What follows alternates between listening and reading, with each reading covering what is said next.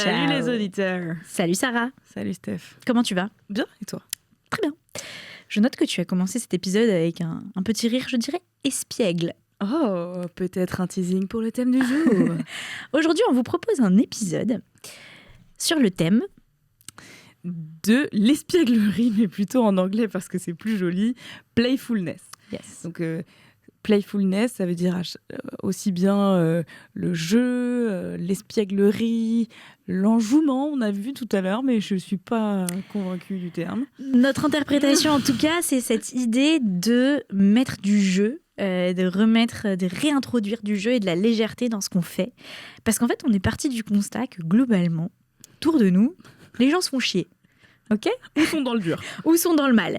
Deux alternatives pas hyper kiffantes. Et donc, on a envie de vous proposer cette troisième, qui est une ode à la légèreté et au jeu, parce qu'en fait, why so serious ? Exact. Et on peut commencer par un exemple de Ange qui bosse chez nous, du coup, et qui un jour a envoyé à un client qui ne lui répondait pas et qui le ghostait depuis très longtemps, une boîte de pizza.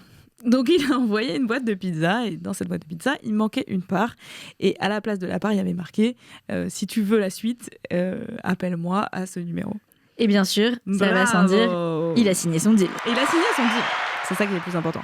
Ce qui est intéressant là-dedans, c'est qu'en fait, c'était un peu désespéré. Et s'il continuait par le même moyen à essayer de l'appeler, de lui envoyer des messages, des mails, je sais pas quoi, en fait, le gars aurait sûrement fini par lui dire « Lâche-moi la grappe et tu me saoules ». Mais là, en fait, d'avoir un autre angle et aussi d'avoir tenté le tout pour le tout en étant sincère et rigolo, bah, finalement, ça touche les gens. Je pense que c'est ça aussi qui est intéressant, c'est de remettre du personnel, de remettre un peu de... J'aime pas encore ce mot humain, mais de remettre un peu de sincérité et d'authenticité dans les échanges et dans le quotidien, quoi.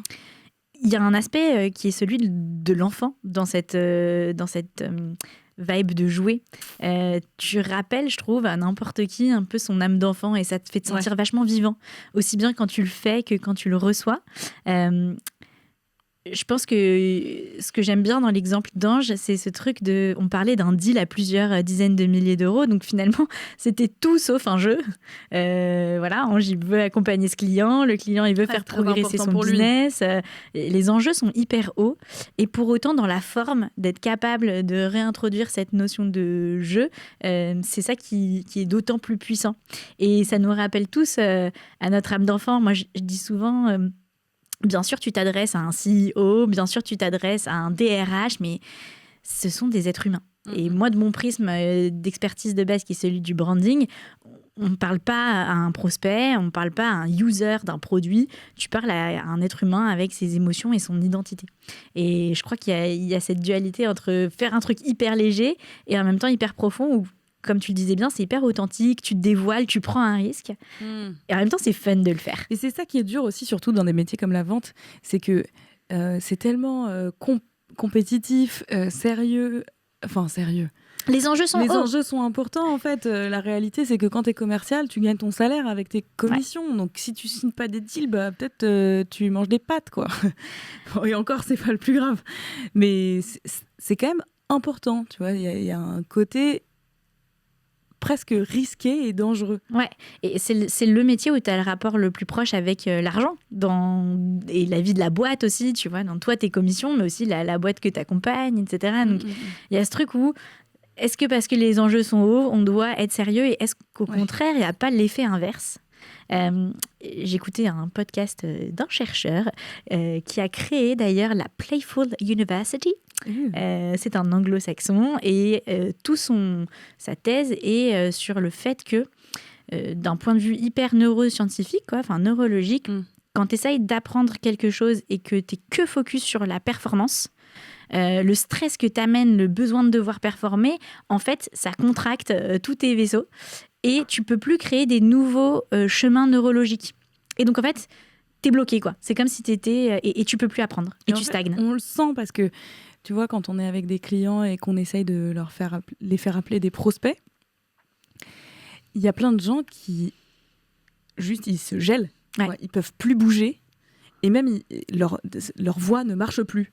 Hein, ça fait leur voile tremble, il n'y a plus rien qui marche. Alors que, par exemple, on leur fait appeler, je sais pas, un de leurs potes ou un de leurs bons clients juste avant pour retrouver un peu d'énergie, etc. Et hop, ça remarche. Ça se décoince. Et tu vois, je coachais quelqu'un mardi, big up, et je lui disais, et si tu t'imaginais que tu étais plutôt dans une enquête pour trouver, parce qu'elle me dit ouais mais tu vois ces dirigeants ils me font un peu peur machin, et pourtant mon mari il est dirigeant d'une boîte et lui il est trop sympa. Je fais bah voilà, t'es en enquête, tu vas chercher qui est aussi sympa que ton mari, c'est un casting le truc, c'est toi qui les testes. Et en fait elle regardait au ciel en mode en train de processer le truc et du coup ça rajoute un aspect où c'est pas très grave quoi, faut juste trouver ce qui marche. Ce qui est hyper intéressant dans ton exemple, c'est que quand on parle de remettre du jeu, on n'est pas en train de vous dire inventer des gags, faire semblant des pirouettes dans le bureau. non enfin, mais faire semblant qu'il n'y a pas de danger et tout. J'aime bien ta dialectique et la façon que tu as de renverser la situation. C'est-à-dire qu'on est toujours dans la même situation où elle appelle toujours des dirigeants, on lui fait pas croire qu'elle appelle, je sais pas, des clowns ou je sais pas quoi. Mais en fait, tu as changé le cadre et tu as changé les règles. Et je crois que ça, c'est aussi hyper important de se dire, OK, si on change les règles, la situation horrible devient un jeu. Ouais. Tu vois ? Ouais. Et tu vois aussi, à l'inverse, ça marche pas parce que si tu changes pas les règles et tu essaies juste de forcer du jeu, bah, tu vois, en préparant l'épisode, je regardais, il y avait des articles hyper sérieux sur le site du BCG, sur le jeu et tout. Et j'étais là, non mais attends, les mecs ils font des graphes et des schémas pour faire jouer les gens en interne et mettre une culture du jeu, je sais pas quoi. Je suis là, mais ça va jamais marcher leur truc. Et en même temps, il y a quelque chose d'intéressant. Le jeu est adapté aux gens, c'est-à-dire que si tu essayes de faire des funky chicken pirouettes à des gens qui sont au BCG, c'est pas approprié pour eux. Il y a ce truc de aussi prendre les gens où ils sont. En même temps, eux, ça se trouve, ils kiffent ce jeu. Hein.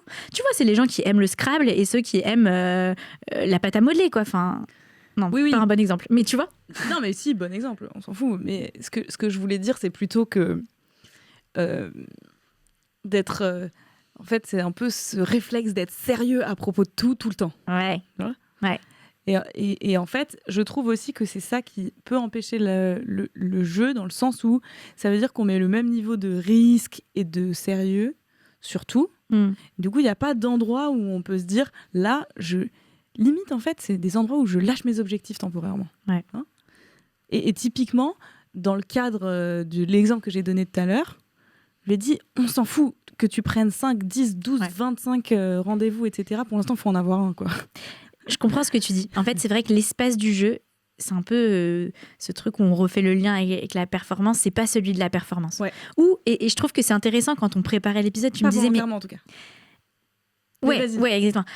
Quand on préparait l'épisode, tu me parlais de ce truc de OK, c'est comme s'il y avait deux mondes, le monde jeu, le monde performance. Il y a certainement une intersection entre les deux.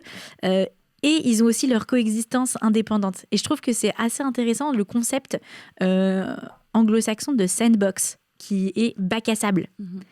J'adore, c'est vachement utilisé dans le milieu du développement, dans certains milieux de design, etc.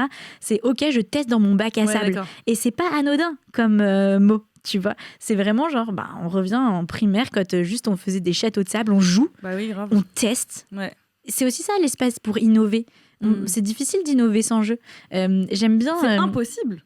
C'est impossible d'innover sans jeu. Ouais, c'est impossible. Enfin... L'approche, donc je reviens à ce fameux chercheur de la Playful University, il parlait d'éducation et ensuite il parlait de l'entreprise. Et il disait, mais en fait, stop guys, le milieu de l'innovation, c'est le milieu du faux jeu. Et ça rejoint ce que tu disais, je pense, j'ai compris ce que tu voulais dire avec l'exemple BCG, c'est OK, on se dit, on va innover. Et la réalité, on se dit, OK, on va mettre un jeu en place, mais tu veux déjà savoir la chose sur laquelle tu vas innover, tu veux déjà avoir les réponses. Donc, tu biaises le jeu, en fait. Tu triches. C'est même pas du jeu. On a un peu parlé de triche encore. Il faut qu'on parle de triche. Parlons de triche, guys. Parlons de triche. Ou on sait pas. Sarah est très excitée sur ce sujet. Ah non, mais je suis très excitée sur ce sujet. Et justement, pas pour rien. C'est que quand on parle de zone de jeu ou de bac à sable, ou tu vois, c'est toujours un espace délimité. Ouais. Et il y a un peu ce clash entre toi et moi, où toi tu dis on est au jeu comme on est à la vie, et où moi je dis le jeu c'est fait pour s'amuser. Et toi, tu dis le jeu, c'est fait pour tricher, en vrai. Et du coup, il m'arrive de tricher quand je joue. I can't. C'est vrai. Gens de ma team, Et manifestez-vous. Steph, il lui arrive de pleurer quand je triche. Et quand je perds, parce que moi, je triche pas, et je suis là genre, mais j'ai perdu, j'ai pas triché, mais c'est impossible. Mais moi, ma règle, c'est que je triche que quand c'est très très drôle. C'est ça ma règle. Si c'est tricher pour gagner et tricher toute seule en me cachant, je triche pas. Si c'est tricher pour faire marrer les autres, oui, je triche. Tu vois la différence? Mais ça fait vraiment marrer les autres. Moi, ça me fait pas du tout rigoler. Meuf, quand je triche avec des gens, on hurle de rire en fait, parce qu'on voit des gens comme toi qui pleurent. Donc pour la petite anecdote, en plus je pense que t'avais même pas triché à ce jeu. J'ai pas triché. Un des rares jeux où t'as pas triché. Nous étions en team building, on a fait des olympiades ridicules et bien sûr mon équipe a perdu, donc à la fin j'étais en pleurs pendant l'offside. Et on allait la voir et elle disait « Lâchez-moi la grappe, laissez-moi !» Mais franchement, ça a duré 3 minutes 12. Et je trouve que ça c'est... allait. Ouais, c'est ça, tu vois, ça a duré vraiment 3 minutes 12. Mais revenons sur la triche 2 secondes. Donc, revenons sur la triche parce que pour moi, il y a cette partie de la triche qui fait partie du jeu. Forcément, sinon ça s'appelle autre chose. Quand t'es pas dans le jeu, ça s'appelle un mensonge, ça s'appelle une mauvaise action, ça s'appelle plein de choses. Ça s'appelle pas de la triche. La triche, pour moi, c'est dans le cadre d'un jeu et c'est... Tu contournes complètement les règles. J'espère vraiment que vous nous regardez sur YouTube parce que les yeux de Sarah pétillent. Et moi, ça me force. fait trop rire en fait. Mais je pense qu'il y a un truc, c'est que dans ton système de valeurs, tout simplement, tu mets rigoler au-dessus de genre suivre les règles. Ah bah oui, complètement. Non mais parce que mais si on revient, qui est intéressant en fait, c'est que et je me suis posé la question tout à l'heure, je me suis dit si je dis ça dans l'épisode, vraiment les gens vont me prendre pour une sale meuf quoi. Non. Et c'est pas très grave, au pire prenez-moi pour une sale meuf, ça m'est un peu égal à vrai dire ou pas. Mais en tout cas ce que personne pense que t'es une sale meuf hein. Bon bref. Enfin, en tout cas oui, t'as raison, je mets rigoler au-dessus de suivre les règles dans un jeu, mais en revanche, je mettrai jamais rigoler au-dessus de l'éthique, faire du mal à quelqu'un. Enfin, tu vois ce que je veux dire? C'est pour ça que j'ai fait attention à ce que j'ai dit parce que je te connais donc je me permets quand même de dire les trucs. Je pense que hope so. Ouais, c'est pour ça que j'ai réfléchi à ce terme les règles du jeu parce que t'es pas quelqu'un qui met et ça me fascine, tu vois, j'ai réfléchi mais pourquoi Sarah elle kiffe tricher alors que par ailleurs t'es quelqu'un qui a un sens de l'éthique très très fort. L'épisode a tourné sur pourquoi Sarah triche au jeu. Mais non, mais c'est quand même hyper intéressant, ça relie avec l'innovation et tout. Bah oui. Je te déroule mon raisonnement. Vas-y. Je dis pourquoi Sarah kiffe tricher. C'est quelque chose que j'ai du mal à comprendre. Et je pense que c'est une personne éthique et je vois comment t'es dans la vie. Tu fais pas des actes de mensonge ou ce que la triche du jeu peut être dans la vraie vie. Jamais. Et en fait, par contre, t'es quelqu'un qui... si tu juges qu'une règle n'est pas bonne, tu te fies des règles. Et donc du coup... Non, je dénonce les règles. Ou tu les changes. Tu vois, genre... Je bypasse pas toujours. Je dis pas bypasser, mais tu les changes. Tu fais en sorte que la règle change. Ah oui, c'est clair. Je vais me battre contre la règle, voilà. Ça c'est sûr. Et en fait, je trouve que c'est ça qui est vachement intéressant parce que on n'a pas parlé du jeu et des règles et de la triche, c'est la créativité face aux règles. Et en effet, s'il y a un endroit où tu peux faire ça, c'est dans l'espace du jeu parce que c'est un espace assez fictif. Et moi, ce que ça me pose comme question, que j'aime bien avec cette notion de playfulness, qui n'est pas exactement celle du jeu en réalité, mais qui est ramener l'esprit du jeu dans ta vie et dans ton quotidien. Et donc, on vient d'entendre un gong qui veut dire que quelqu'un a signé un deal chez nous. Donc, bravo. Et donc, comment est-ce que tu ramènes cet esprit du jeu et que tu te dis, je dois arrêter, c'est sûr, là, je vais pas tricher, j'ai quand même envie de rigoler, qu'est-ce que j'en prends? Et moi, c'est des questions qui, personnellement, je me pose souvent et que j'ai réalisé, si vous avez le temps pour une petite Steph anecdote, que c'est vraiment quelque chose de très conscient que tu dois ramener dans ta vie et que tu dois faire l'effort de ramener à chaque instant, particulièrement quand tu es un adulte. Je pense que c'est tellement facile. C'est un vrai effort. Ouais, c'est vraiment facile quand tu es un enfant, tout est jeu. Il n'y a pas de conséquences, il n'y a pas de responsabilité. Il y a de l'engagement, mais c'est différent. Et donc, quand tu deviens adulte, tu es responsable, on le disait, particulièrement le métier de sales. De Stale. Tu es responsable de gagner ton propre argent, d'être autonome, de te sustain.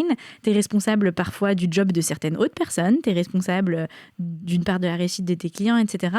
Et du coup, forcément, cette responsabilité a tendance à prendre le pas sur le jeu. Et comment est-ce que tous les jours, tu te remets dans une posture où tu te dis, mais finalement, on n'est pas mieux d'en rigoler, genre détendons-nous et les choses se passent mieux. Et du coup, ma petite Steph anecdote est que cette semaine, j'ai fait une semaine sur le thème vestimentaire princesse. Tout à fait. C'était très playful. C'était extrêmement drôle. Si vous voyez les sourires que ça a provoqué dans la rue, les conversations, même avec les clients, et en fait, surtout moi-même. Et je me suis fait la réflexion, ça fait longtemps que je ne me suis pas sentie aussi légère, vivante moi-même, smiling, rayonnante peut-être. Je ne sais pas si c'est un peu trop Là, c'est littéral. Compliment, mais je l'ai senti vraiment. Et ça faisait un bail que je n'avais pas ressenti ça. Et pour moi, en tout cas, ce choix tous les jours de me dire je vais m'habiller d'une manière qui m'enthousiasme et qui me fait rigoler moi-même, et ben ça amène cette légèreté dans ma vie. Et sans nuire par ailleurs au fait que je pense que je suis sérieuse dans mon travail, etc. Mais c'est une décision que tu renouvelles tous les jours. Et je trouve que ce truc d'identifier sur quel terrain j'ai envie d'amener de la légèreté, de l'engouement, de l'espièglerie. Et quelque part, ça aussi, ça pénètre les autres terrains de ta vie, tu vois. Ouais. Et tu vois, on parle des terrains, mais je me dis aussi, et je pense à nous, chez Jab, quoi. Ouais. C'est important de se mettre des moments vraiment qui sont que dédiés au jeu. Ouais. Et où là, on peut, je reviens sur la triche, mais où on peut tricher, où on peut penser à des trucs complètement fous, où on peut juste rigoler pour rigoler, il n'y a pas d'enjeu, tu vois. Et en fait, de mettre des moments terrain de jeu où il y a il y a low risque, pas beaucoup de risques. Et par rapport à cet endroit d'environnement de jeu, et pour reboucler sur ce qu'on disait au début, ce truc de il y a moins de risques, tu peux te mettre plus à nu. Toutes les barrières en fait de la vie réelle et les contraintes de la vie réelle étant abolies, tu peux tout lâcher, quoi. Ouais, c'est intéressant. Il y a un petit point complètement sans transition, mais que je voulais évoquer, puisque c'est un point où nous ne sommes pas d'accord, ou en tout cas nous avons des choses à dire. C'est cette citation de notre ami Monsieur Danaher, qui est un coach sportif légendaire donc dans les arts martiaux, et qui parle justement de la relation entre un espace de jeu et un espace d'entraînement et de sérieux. Et je trouve que c'est intéressant, ça appelle à réflexion. Il dit un environnement d'entraînement qui est durable, c'est un environnement où il y a une division extrêmement claire entre ces moments de performance et ces moments qu'il appelle playtime, donc ces moments de jeu. C'est-à-dire, et moi je le retrouve, et je crois que c'est assez valable dans le sport, et je me demande dans quelle mesure c'est applicable aussi dans le business, dans une entreprise, dans la vie pro. Mais quand j'arrive à la salle de boxe, quand je vais m'entraîner, quoi, bon, souvent je suis en retard. Très souvent, je suis en retard. Et, et un des entraîneurs, il me défonce, quoi. Après, j'arrive, je fais l'entraînement. Pendant l'entraînement, c'est hyper sérieux. Et dès qu'on a rangé les gants et tout, mais les barres qu'on se tape, mais c'est une des personnes qui rigole le plus que j'ai vu de ma vie.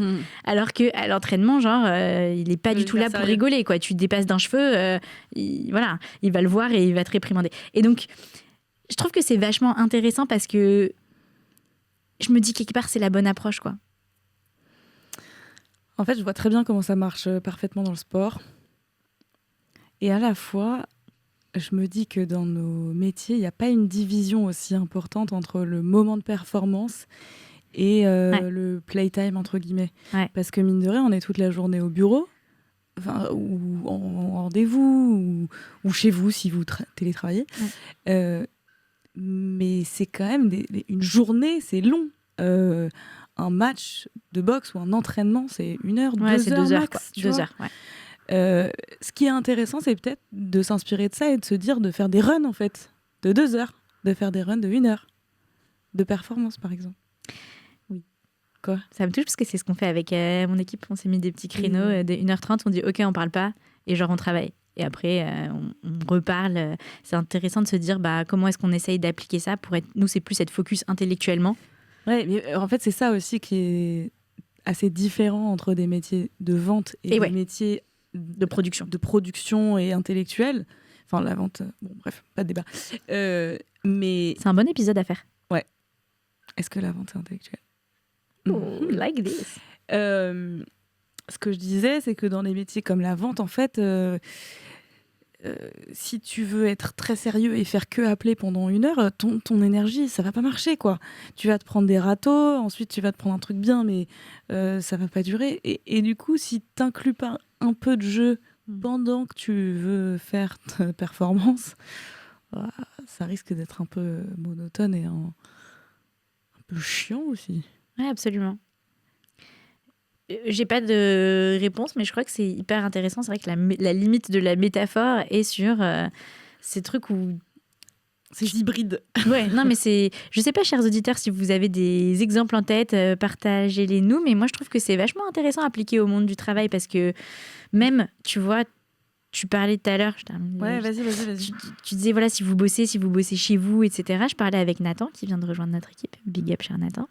Et je lui demandais en préparation de l'épisode, ça t'évoque quoi, toi, cette idée d'être playful Et le truc qu'il a direct dit, c'est environnement. Mais être avec des gens, en fait, c'est ce que j'allais dire aussi, qui sont dans cet état d'esprit, ça change tout. Il me dit, tu vois, avant, et j'ai trouvé la distinction vachement intéressante. Il me dit, avant, je faisais quasiment le même métier sur le papier. C'est-à-dire prospection, vente, GD des boîtes. Ok. Mais j'étais tout seul et franchement, toute la semaine, c'était horrible mon énergie. Du coup, je me faisais des kiffs le week-end. Il me disait, je gagnais plein d'argent, j'étais content. Donc le week-end, ça me payait de me faire des gros kiffs.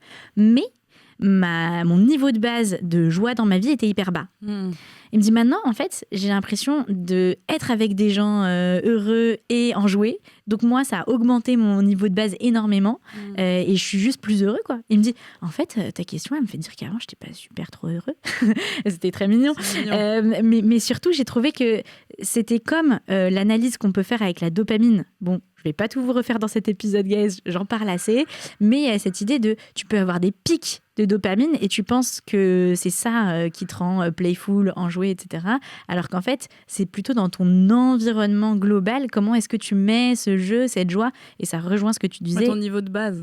Exactement, ça rejoint ce que tu disais. Et tu vois, on le voit avec les gens qui viennent au Big Jab, par exemple. Donc le Big Jab, c'est notre programme inter-entreprise où il y a plein d'entrepreneurs et de commerciaux qui viennent tous les mardis s'entraîner ici, se former et s'entraîner. Et rien que le fait d'être entre eux, en communauté, qu'ils puissent discuter, qu'ils déjeunent ensemble, nanana. Alors, je dis pas que notre programme se résume qu'à ça, mais rien que ça, en fait, ça les aide à avoir des meilleurs résultats. Ouais.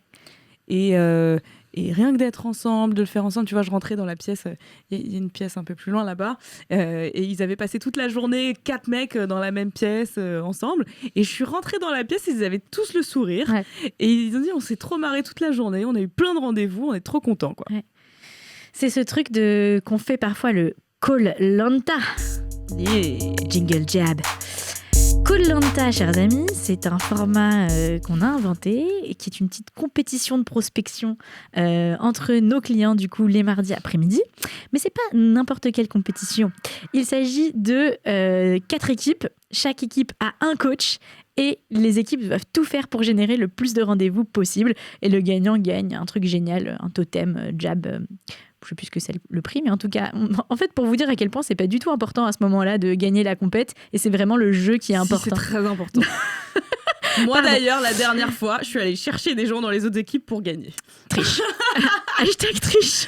Hashtag, c'était vachement plus important pour moi que mon équipe soit fière d'elle, plutôt que mon honneur soit sain. Donc, tu vois ce que je veux dire ? C'est encore un autre truc. Pour les jabbers, en tout cas. Ils ont kiffé. Mon équipe, ils étaient trop contents.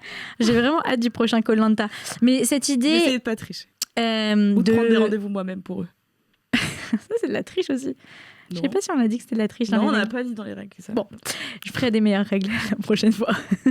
Plus personne va vouloir jouer avec moi, en fait. Donc, c'est ça ? Non. Tout le monde va vouloir être dans ton équipe. Non. En fait, on va avoir, après cet épisode, une division très très claire des auditeurs. C'est clair. Tous les gens qui vont se ruer dans ton équipe et les gens qui vont vouloir faire des règles avec moi. Ça va être drôle. Dites-nous. Cher auditeur, si tu veux gagner, viens dans mon équipe. On va tricher. Non, c'est horrible. Cher auditeur, si tu es de la police, viens dans mon équipe. On va réglementer. Oh yeah. Voilà. Steph, tu peux redire aux gens que je suis quelqu'un de bien en vrai ? Sarah est quelqu'un de bien. Et si vous avez des doutes, vous aurez affaire à moi. Attention. À la police. Donc, je trouve que cet exemple de Koh-Lanta, il est génial pour ce truc d'un environnement de jeu et à quel point, je crois qu'on a battu des records de rendez-vous ce jour-là. C'était juste un environnement génial. Et moi, j'ai beaucoup de clients qui me disent, et parfois je vois des clients et je dis, ça va, t'as pas trop prospecté aujourd'hui, je t'ai pas vu trop appeler. Qu'est-ce qui se passe et tout. Et en fait, ils sont quand même juste trop contents d'être dans l'énergie, quoi.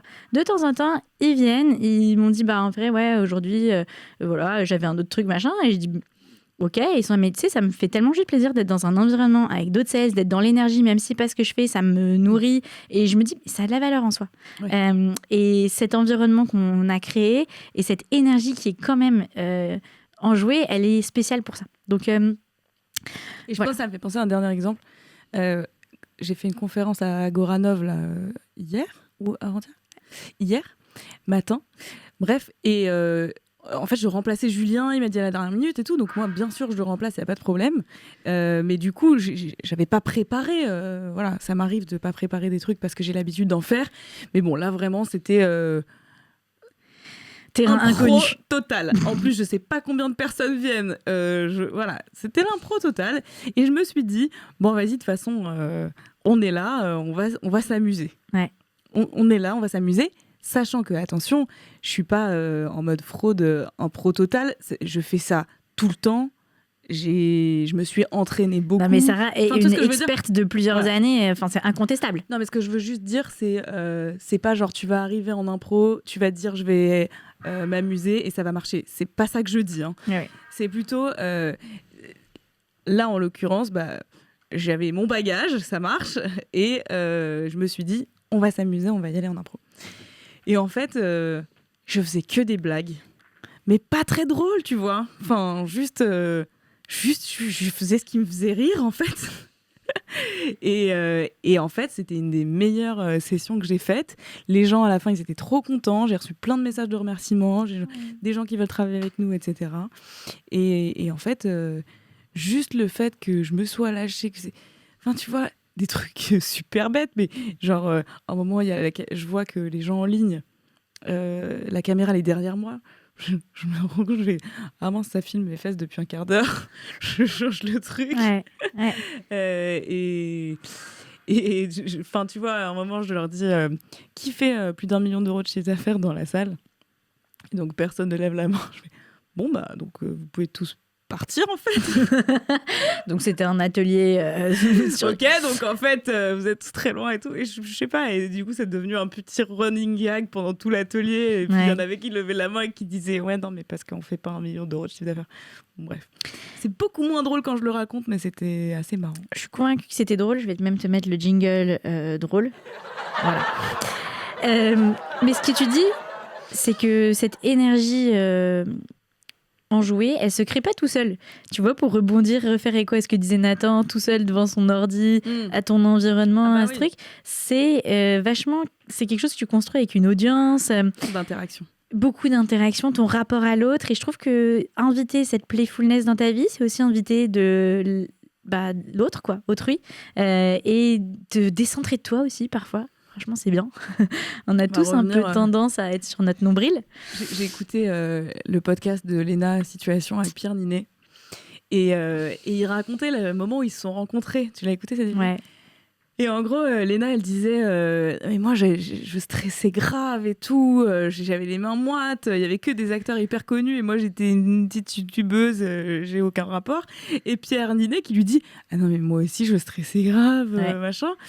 Et à un moment, Pierre Ninet, il dit mais en fait, ce dont on se rend pas compte, c'est que les gens sont concentrés sur leur nombril et ils voient même pas que toi, t'es stressé. Et donc là, je pense que c'est un peu inverser ça pour jouer et de se dire vas-y, en fait, tout le monde s'en fout de quoi j'ai l'air et je vais aller m'ouvrir et donner mon attention. Et ce qui est intéressant dans cet épisode, c'est aussi que Léna, elle a dit à Pierre, genre, c'est toi qui m'as... ah oui, que tu m'as mis à l'aise. Mise à l'aise en faisant une blague et tu vois, en détendant l'atmosphère et en étant ce mec enjoué, quoi, dont j'avais besoin. Et je trouve que ça, c'est hyper intéressant parce que pour Pierre Ninet, il s'en est même pas rendu compte. Et il disait genre, ah bon, ok, mais comme tu viens de dire, mais moi aussi, j'étais stressée, du coup. Et en fait, avoir cette attitude plus enjouée, si ça te rend pas service à toi et que ça te fait pas kiffer toi-même, en fait, ça peut au moins désamorcer quelqu'un d'autre. Enfin, tu vois, pour toi, c'est Mais peut-être la réalité, naturel. c'est que tu finis par te faire rire tout seul. Regarde, il y a une émission qu'on a regardée avec Steph à Loveside qui s'appelle LOL sur Prime Video, qui est juste exceptionnelle. Steph et en fait, et Sarah dans le lit avec un rétroprojecteur. énorme, soit dit en passant. Et donc le but de cette émission, c'est que des humoristes dans la même pièce, ils n'ont pas le droit de rire. Donc évidemment, c'est hilarant. Et pourquoi je racontais ça ? Salut Arwan. Donc que des trucs parce qu'on parlait du rire, donc je disais si toi-même ça te fait pas rire, fais rire les autres. Tu l'as ? Voilà. Okay. Et donc les règles, c'est qu'il y a plein d'humoristes dans la même pièce et ils n'ont pas le droit de rigoler, donc évidemment c'est très drôle. Et ils finissent tous par se faire rire eux-mêmes en fait. C'est ça qu'on voit quand ils se font attraper, parce qu'à un moment, ils se font attraper, s'ils rigolent, ils ont des punitions et ils doivent sortir, carton rouge. Et en fait, c'est vrai que quand ils rigolent, en fait, c'est eux-mêmes qui se sont fait rire. Éric Judor qui rigole à sa propre blague. Ah, c'est drôle. Fantastique. Bah, c'est très drôle. À sa propre imitation, c'est magnifique. Bon bref, donc du coup, tout ça pour dire... Si tu commences à rigoler, tu vas finir par te faire rire et à t'amuser, quoi. Et pour rebondir sur ce que tu dis, ce truc de... prendre ce rire, cette légèreté, cette playfulness comme un muscle. Ouais. C'est quelque chose qui... C'est une décision, on en parlait tout à l'heure, et c'est un choix que tu renouvelles chaque jour et tu le muscles. Et au début, peut-être que ça va te sortir de ta zone de confort, je sais pas. Il y a peut-être des gens pour qui, je me dis, tout le monde n'est pas moi, peut-être des gens pour qui ça vient moins facilement la légèreté moi, c'est pas et toujours tout. Facile. Moi, je suis pas... C'est pas mon... Enfin, parfois, en tout cas, j'ai beaucoup de mal à le faire. Oui, mais ça, ouais. Voilà. Oui, mais c'est important. Pour moi, t'as quand même quelqu'un de playful. Oui. Mais tu vois, il y a des gens qui sont pas nous, et pour qui ça vient vachement moins naturellement et spontanément.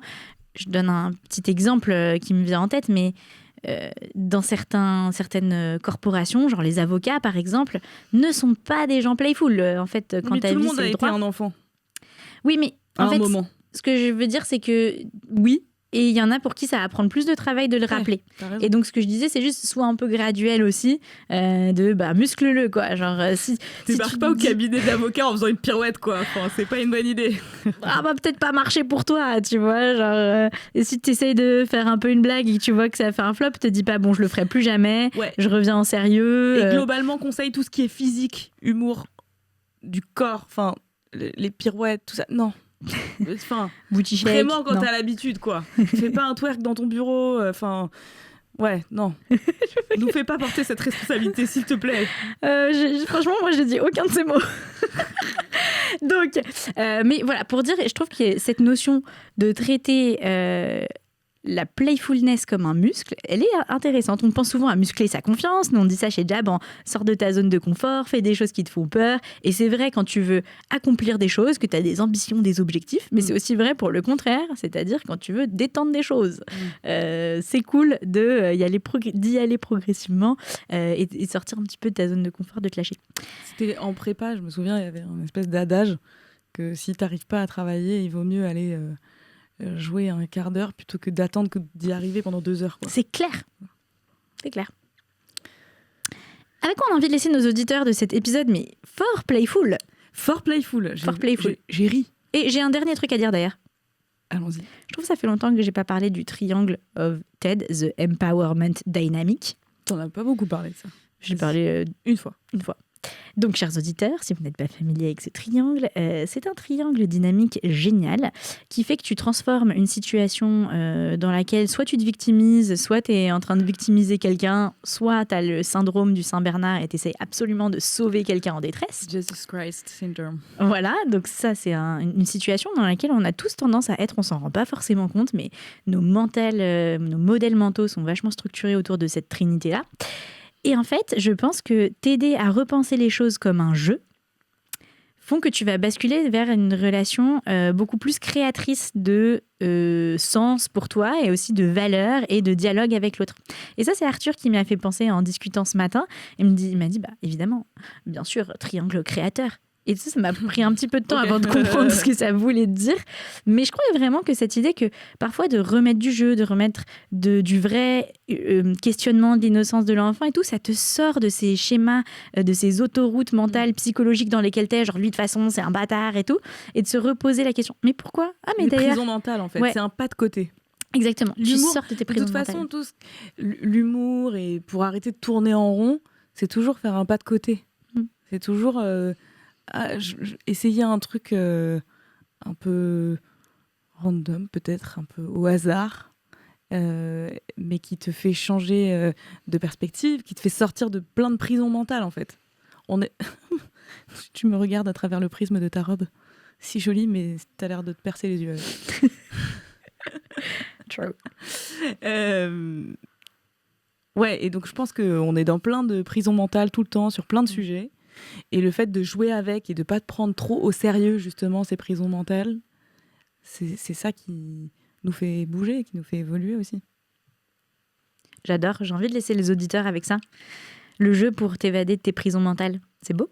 Trop bien. Merci Sarah. Merci Steph, merci les auditeurs. Et merci Marie-Max. Yeah. Goodbye.